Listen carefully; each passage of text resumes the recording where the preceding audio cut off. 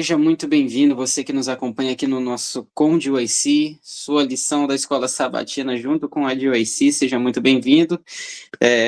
Você que nos acompanha aqui, estamos aqui eu e o Giovanni, para podermos gravar mais uma lição especial. E se você não conhece ainda sobre o Ministério da Joyce Brasil, conheça através das nossas redes sociais, especialmente pelo Instagram, @Joyce Brasil, e também aqui pelo YouTube. Aproveita e pega logo esse vídeo e compartilha com quem você quiser, amigos e inimigos principalmente, porque coisa boa precisa ser compartilhada. Se você, por acaso, tem aquela pessoa que você não gosta muito e tal, ou que você sabe que ela não gosta desse conteúdo, aí mesmo que você tem que mandar. Então, seja um bom amigo ou um bom inimigo, e mande para quem você puder esse vídeo aqui, que com certeza vai surpreender muita gente. E nós hoje vamos falar da lição de número 7 sobre Jesus e o islamismo. Nós aqui estamos dando um passeio pelas principais religiões, né? Algumas que são as mais famosas do mundo. Entre elas, o islamismo acompanha um especial destaque, sendo, se eu não me engano, a segunda maior religião do mundo, né, com muitos adeptos. E dando um pouco de contexto a respeito disso, né, de acordo com a fé islâmica, Maomé foi o fundador do islamismo, né, nasceu por volta ali de 570 depois de Cristo na cidade de Meca, em uma tribo chamada Coraixita, se eu não me engano. Ele perde o pai e a mãe, né, ao nascer. Aliás, ele perde o pai ao nascer e a mãe dele ele perde aos 6 anos de idade. E, de acordo com a fé islâmica, ele começa a receber sua primeira revelação aos 40 anos, por meio do anjo Gabriel. E essas revelações continuam por um período de 23 anos, e mais tarde elas foram reunidas no livro sagrado do islamismo, que é o Alcorão. A mensagem de Maomé era clara, né? Existe um único Deus e a sociedade precisa mudar. Isso confrontava o sistema religioso de Meca na época, que era politeísta e era baseado na influência dos clãs mais poderosos. E em 622 depois de Cristo, mediante a oposição que ele recebeu na cidade de Meca, Maomé então e seus seguidores vão para Medina, e essa migração é conhecida como a Hégira e marca o início do calendário islâmico. E na cidade de Medina foi onde Maomé conseguiu desenvolver as suas ideias ali, né? E formou uma comunidade e continuou recebendo revelações e unificou tribos da Península Arábica. E depois que o politeísmo acaba, o islamismo se espalha rapidamente, tendo hoje no mundo quase 2 bilhões de adeptos. E é muito forte lá na região do Oriente Médio, África e também sul da Ásia. Só que, apesar de que não é segredo para ninguém que os islâmicos eles creem em muitas figuras históricas que os judeus e os cristãos também creem, eles também, já é claro que são descendentes de Abraão, descendentes de Ismael, de maneira mais direta, né? Então, eles também creem em Cristo, acreditam que ele foi um grande profeta, mas existem algumas diferenças entre, principalmente, o islamismo e o cristianismo na questão de suas crenças fundamentais. Então, aqui vem a nossa primeira pergunta: no que se baseiam essas diferenças? É bem interessante o que Leandro já apontou na introdução, e eu queria pegar esse gancho, né, que é falar, eu poderia citar diversas diferenças, tem diversas diferenças entre a religião do cristianismo e também do islamismo, mas uma das centrais eu destaquei três, que uma delas é a natureza de Cristo. E pegando um gancho aqui do que Leandro já falou, no cristianismo, o, a religião considera Cristo como plenamente divino e plenamente humano. É um Deus encarnado, é o segundo agente da Trindade, e sua crucificação e ressurreição são centrais para a fé cristã. Então, essa é a posição do cristianismo para Cristo, para Jesus. Já no Islã, Cristo é considerado um profeta, né? É uma pessoa que nasceu de uma virgem, é um ser humano, um realizador de milagres. Então não é um Deus e nem muito menos um filho de Deus. Então você percebe que na natureza de Cristo, apesar de que o Islã ele não nega o papel fundamental que Cristo, a pessoa de Cristo, Jesus Cristo, teve na história desse mundo, mas consideram como um ser humano um realizador de milagres, né? Um profeta, e não um filho de Deus, e não um próprio Deus encarnado, que teve uma missão fundamental aqui nesse mundo. Outra questão é o livro do cristianismo e o livro da religião islã. No cristianismo temos a Bíblia, que o Antigo e o Novo Testamento é, é a palavra literal de Deus. Consideramos como sendo a palavra que foi inspirada por Deus e os discípulos, homens, foram inspirados a escrever. Já no islamismo, o, se chama o Alcorão, considerado a palavra literal de Deus, dada ao anjo Gabriel e então entregado ao profeta Maomé. E esses dois livros divergem em vários pontos e que não vamos colocar todos aqui porque são muitos e demanda muito tempo. Outra questão é o caminho para a salvação. No cristianismo, temos a doutrina principal, que é a justificação pela fé. Então, é se apossar nos méritos de Cristo, se apossar da graça de Cristo e do seu sacrifício, da sua expiação pelo pecado. Então, através da fé nesse sacrifício expiatório, entendemos que somos salvos pela graça. E isso é unicamente o que nos salva. E as obras são a consequência da salvação. As obras são um fruto e demonstração, a evidência de que eu fui salvo, de que eu aceitei essa salvação, né? Em um relacionamento, poderia ser considerado como um relacionamento, né? Esse meu ser com Deus, essa minha salvação, é como um relacionamento de um homem e uma mulher, um casal. Apenas dizer para o esposo, o cônjuge, que a ama apenas por palavras, não evidencia realmente pelas obras, pela ação que aquela pessoa realmente ama, mas ela demonstra os frutos, as ações dessa pessoa, vai demonstrar realmente esse amor que ela professa pelas palavras.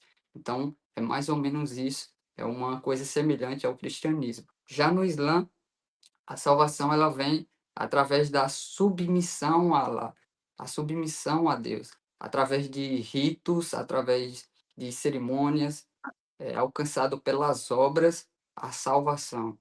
Eu participei recentemente de um evento, qual tinha uma aula que se chama Adaptação Missionária.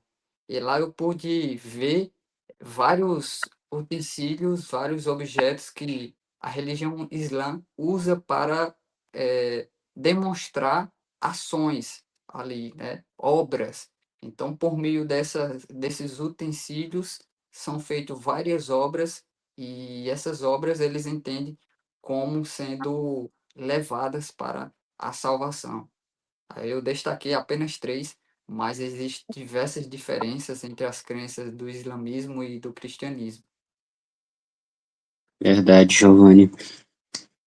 Muito bem, você resumiu bem a soma de todas as coisas, né? E dentre falando das diferenças, a gente também tem algumas semelhanças, né? Só que uma semelhança que também é central na Bíblia acaba levando a uma dessas diferenças. Por exemplo, ambos acreditam que Deus é um só, tanto na religião islâmica quanto na religião cristã.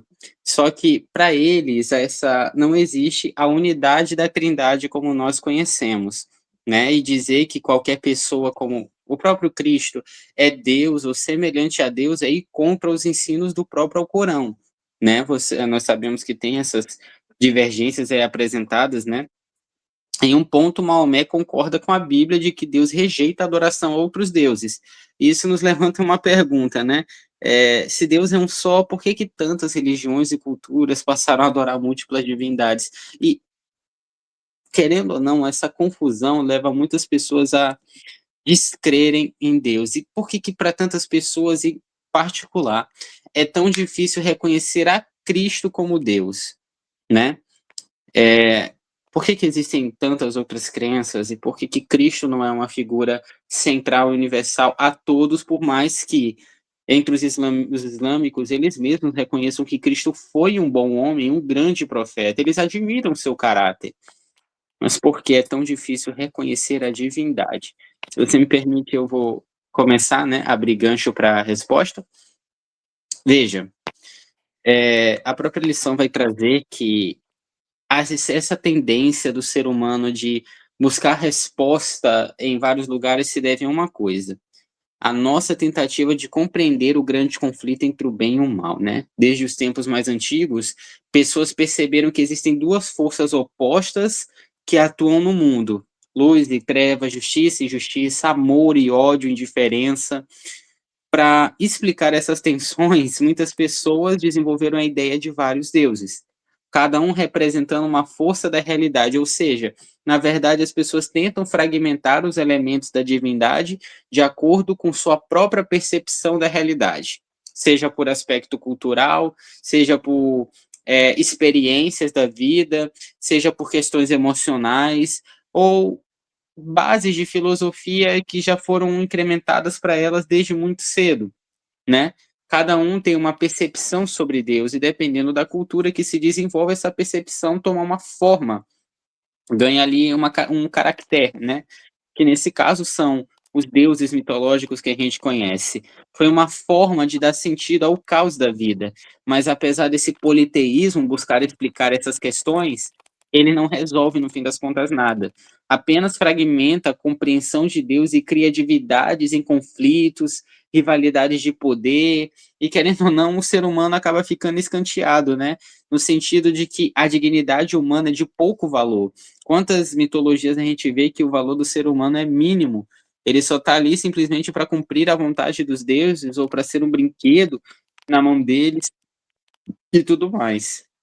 Bem interessante essa pergunta, e como eu já falei em outras vezes aqui, com exceção do cristianismo, todas as religiões, em maior ou menor grau, ainda insistem em salvação pelas obras.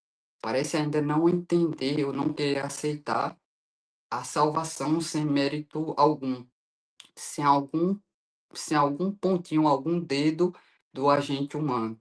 A graça ela é totalmente contrário à lógica humana.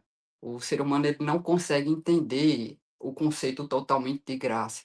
E sobre isso, eu queria destacar que também o reconhecimento de não reconhecer a Cristo como Deus também se dá por uma dessas questões, que é que Deus também ele vai contra a lógica humana, né, contra a perspectiva e a percepção que o ser humano projeta em Deus e tenta colocar Deus numa caixinha.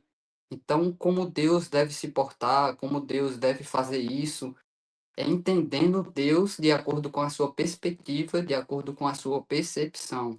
E aí, muitas das vezes, vai desconhecer o próprio Deus ou como Deus é, porque a associação, a percepção ou o entendimento para conhecer Deus está em outras pressuposições. Então, para conhecer a Deus, precisamos ter a pressuposição correta, que é a sua palavra, dada por ele. Esse é o ponto de partida correto para entendermos a Deus e não colocarmos em uma caixinha. E quando Jesus Cristo veio a essa terra aqui, ele foi totalmente contra a lógica, contra a percepção, contra a expectativa, contra a perspectiva, contra a percepção do povo ali, principalmente o seu povo, o povo judeu, o qual já tinha uma expectativa de como é que ele viria, né? Que libertaria eles da opressão romana, que faria guerra. Então você vê que tinha uma perspectiva, tinha uma percepção de quem seria Cristo, de quem seria o Messias, de quem seria o Salvador. E aí deixou a salvação passar porque não reconheceu quem era o Messias.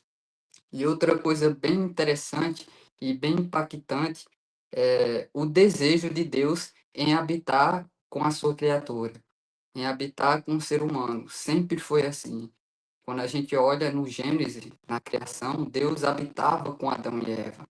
Quando a gente vê o Antigo Testamento, vemos ali o tabernáculo, o desejo de Deus em habitar, e habitou literalmente ali no tabernáculo. E no Novo Testamento também, a questão de Jesus, o próprio Deus habitar, se fazer carne e habitar entre o seu povo. E muitas pessoas não conseguem entender ainda, ou não conseguem aceitar o próprio Deus se fazendo carne e habitando entre a raça, né, entre os seres humanos. Então, eles não conseguem entender, e por não entender, não conseguem reconhecer a Cristo como Deus.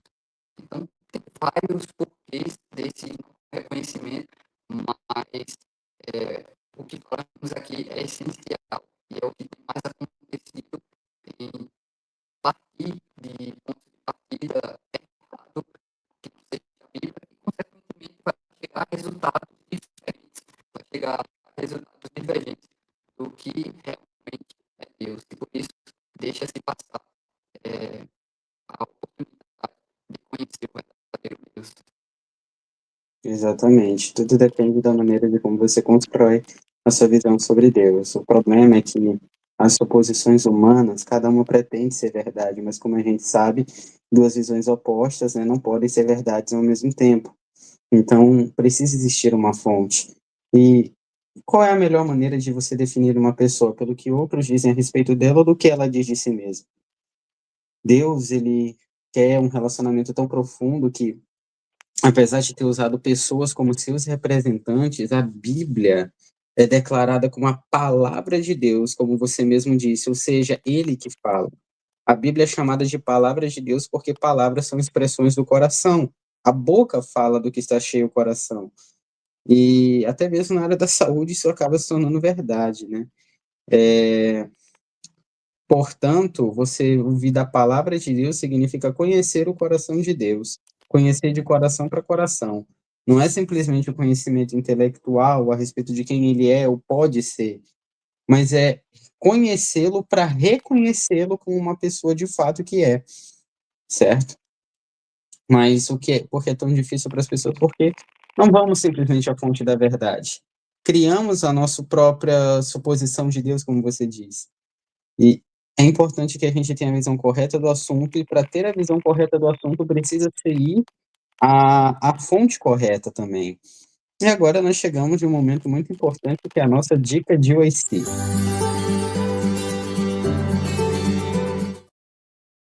E aqui nós vamos recomendar para você o livro Patriarcas e Profetas, especificamente o capítulo 24, que é Destruídos porque lhes faltou conhecimento. Eu gosto de um princípio bíblico de que o amor a Deus ele é gerado pelo conhecimento de Deus. Aquele que não ama não conhece a Deus porque Deus é amor.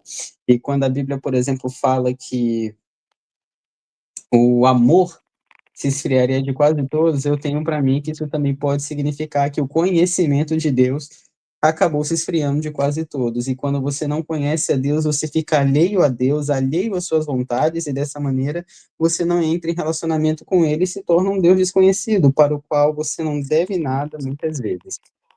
Então, fique com a leitura desse capítulo do Patriarcas e Profetas, relatando também a experiência do povo de Deus a respeito desse assunto. E vamos então seguir para a nossa última pergunta. Como que o verdadeiro Deus pode ser revelado, né? Um dos maiores pilares, né, do ensino do próprio Maomé, registrado no Alcorão, é a convicção de que Deus ele é absolutamente único. E da mesma maneira, o cristianismo, claro que cada um de uma maneira diferente, a Bíblia fala também sobre o Deus verdadeiro, certo? Enquanto o islamismo e o judaísmo, eles são religiões fundamentalmente monoteístas e admiram Abraão como um grande exemplo de fé, mas divergem sobre o filho por meio de quem Deus cumpriria a sua aliança, né? Para os judeus foi Isaac, para os muçulmanos Ismael, perdão.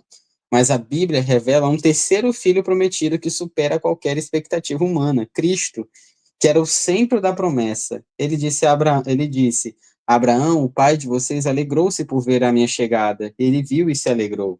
E aqui há um detalhe marcante nessas palavras, né? Porque Jesus disse isso no Templo de Jerusalém, perto do lugar onde cerca de 2.000 anos atrás, Abraão foi chamado a sacrificar seu filho Isaque.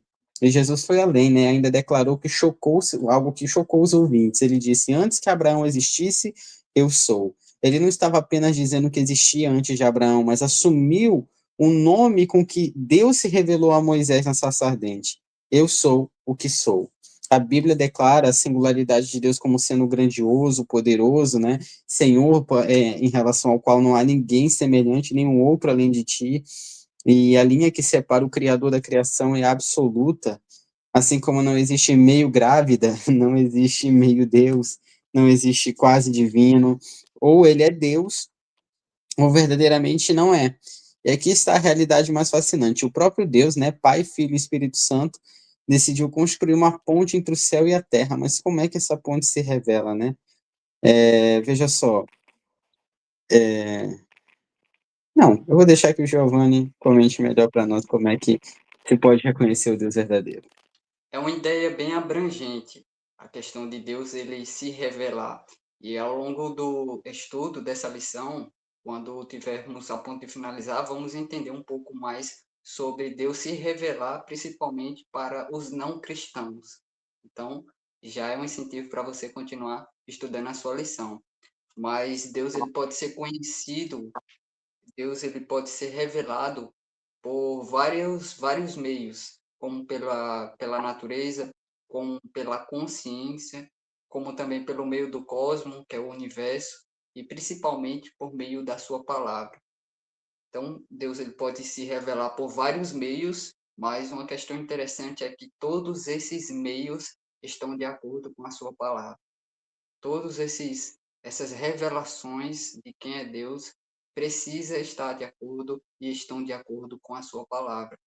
E uma coisa para a gente linkar, não sei se você conseguiu fazer esse paralelo, que é o texto que se encontra em Gálatas, capítulo 1, versículo 8, que diz: Mas ainda que nós mesmos, ou um anjo do céu, vos pregasse outro evangelho, além do que já vos pregamos, seja anátema, ou seja maldito, seja rejeitado, porque qualquer revelação espiritual precisa estar coerente e precisa estar de acordo com a verdade revelada por meio da palavra de Deus. Então, qualquer meio, qualquer evangelho que aparecer, qualquer coisa espiritual que diga ser uma revelação de Deus precisa estar de acordo com o que já foi revelado pelo próprio Deus através de sua palavra. Uma coisa que eu estava conversando aqui com o Leandro é a questão dos meios de revelação, e uma coisa bem interessante a se notar é que a gente precisa saber distinguir os meios que Deus, é, os meios que foram criados pelo próprio Deus, que são o universo, que são o ser humano, que são a natureza. Então, vários meios Deus criou, várias criaturas, né? É uma criação. E também Deus se revelou através da sua palavra. A palavra de Deus é o que é um anseio, é a expressão da sua alma, como a própria Bíblia diz, né? As palavras são um anseio da alma, é o que o coração está cheio. Então, a palavra de Deus foi dada ao ser humano como um anseio, como seu desejo. E então há um problema, uma questão preocupante em as pessoas aceitarem somente um aspecto da criação como revelação de Deus. Podemos colocar aqui a natureza ou o universo. Muitas pessoas aceitam apenas esse meio como revelação de Deus. Eu já vi diversas pessoas, já conversei com pessoas, o qual eles têm uma ideia que é essa: eu não preciso de religião, eu não preciso de ir para a igreja, eu não preciso de Bíblia, porque Deus ele se revela por meio da natureza. Então, se eu quero buscar Deus, então eu vou até a natureza. E a Bíblia mesmo revela, né, que todas as coisas são uma expressão, são uma revelação de Deus. A natureza é uma delas. Porém, podemos cair até nesse erro de tratar um aspecto da revelação de Deus, um meio, como um adjetivo absoluto. E isso pode cair na religião que é chamada o panteísmo, que é a crença que Deus não é o criador absoluto. Então, é crer que Deus é manifestado no universo, na natureza, como uma essência. Então, basta eu ir para a natureza, basta eu observar os astros, o universo e sentir a essência de Deus. E tá tudo bem. Essa é a religião da pessoa. E essa expressão panteísmo deriva do grego, que tem um sentido de Deus, que significa Deus. Então, logo tudo, a expressão é aproximadamente que tudo é Deus. Então, você percebe o problema, que é não identificar o que é criado, o que é criatura e o que é local da palavra de Deus. Então, qualquer coisa, qualquer meio, qualquer revelação espiritual precisa ser passada pelo filtro bíblico.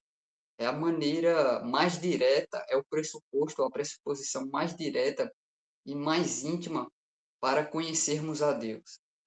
É o amago, né, dado pelo próprio Deus ao ser humano para conhecê-lo e saber qual é a sua vontade.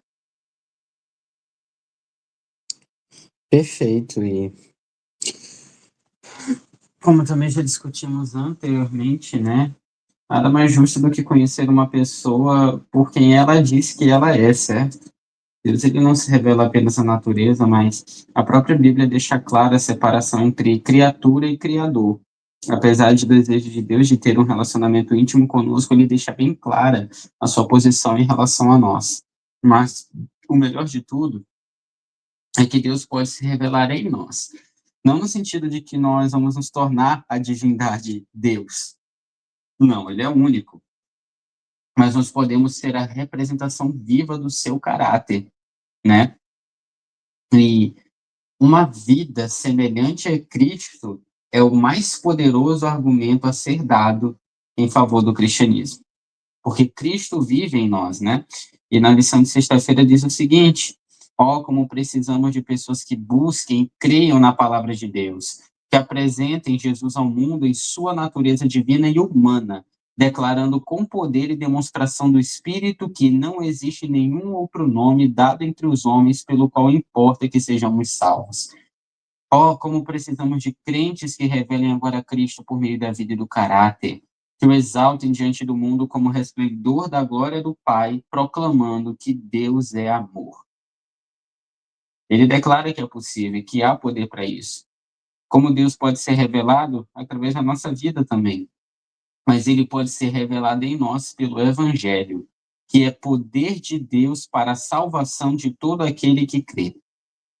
Que Deus nos abençoe, que possa ser revelado em nós e que não venhamos a crer em conjecturas ou coisas assim que se contradigam o tempo inteiro, mas ponhamos a nossa confiança em certezas absolutas, verdades irrevogáveis que nunca se contradizem, que é a própria palavra de Deus. Basta você ver pelas próprias evidências, basta você provar e ver de que o Senhor Deus é bom. E temos certeza de que você não irá se arrepender disso. Se você não conhece, né, a DOAC Brasil novamente, eu peço que você nos siga aqui tanto no YouTube, pelo YouTube, como também pelo Instagram, @DOAC Brasil, e que você compartilhe esse vídeo com todos os seus amigos. Eu tenho certeza de que esse conteúdo abençoa você de diversas formas, e assim como nós também fomos abençoados, né? Vamos orar? Querido Deus, amado Pai, nós te agradecemos porque Cristo Jesus é a revelação suprema da divindade. E que seu infinito amor morreu por nós e agora nos dá a chance de viver a vida eterna. Nos dá, meu Deus, a certeza de que andar contigo é a melhor decisão. Queremos te conhecer cada dia mais, de conhecer para te amar. Ajuda-nos a revelar-te em nossas vidas, Pai, para as outras pessoas também, para que todos possam conhecer o Deus da nossa salvação, que um dia nos chamou das trevas para sua maravilhosa luz, por Cristo Jesus. Amém.